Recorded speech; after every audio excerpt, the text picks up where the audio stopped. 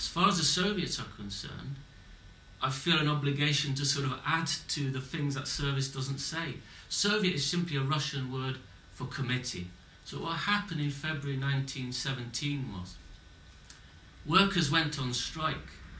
Then they went on demonstrations in Petrograd and in other cities. They confronted the police, the army, the Cossacks and all the rest of it.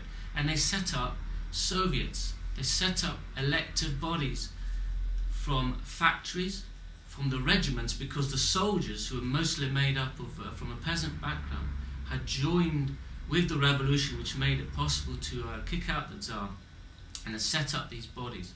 Now they were elected on a proportional basis, not from geographical areas, but directly from the workplaces and from the barracks, not only in Petrograd, in other cities themselves, but on the front, throughout the whole front line, soldiers elected committees.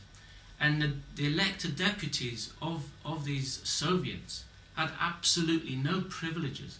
They went to the meeting, they came back to their workplaces, to the garrisons and all the rest of it. They reported back and they were accountable. Not like it is, for example, now every 4 or 5 years you have an election in Britain.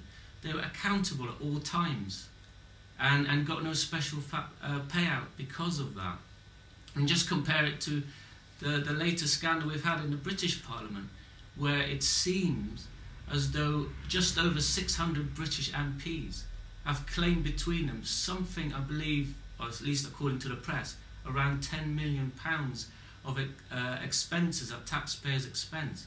And on top of that, the salaries of the MPs, of course, are very high, and a large percentage, if not the majority of the members of the British Parliament, are millionaires and multi-millionaires.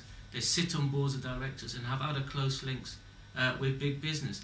And if you contrast this setup, even as it is now in the 21st century, with 1917, in February 1917, you can just see how much more open, flexible, transparent and democratic the setup was. It allowed, for the first time in Russia in hundreds of years, for ordinary people, workers, soldiers and peasants, to actually step in and take a direct control and determine their own futures. And what was the role of Trotsky in the Soviets? Well, Trotsky came back from exile in May 1917.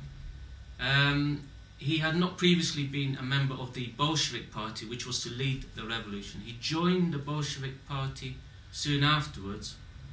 He actually, I believe, became a deputy in effect in the Soviet, or joined the Presidium, which was the main governing body of the Petrograd Soviet.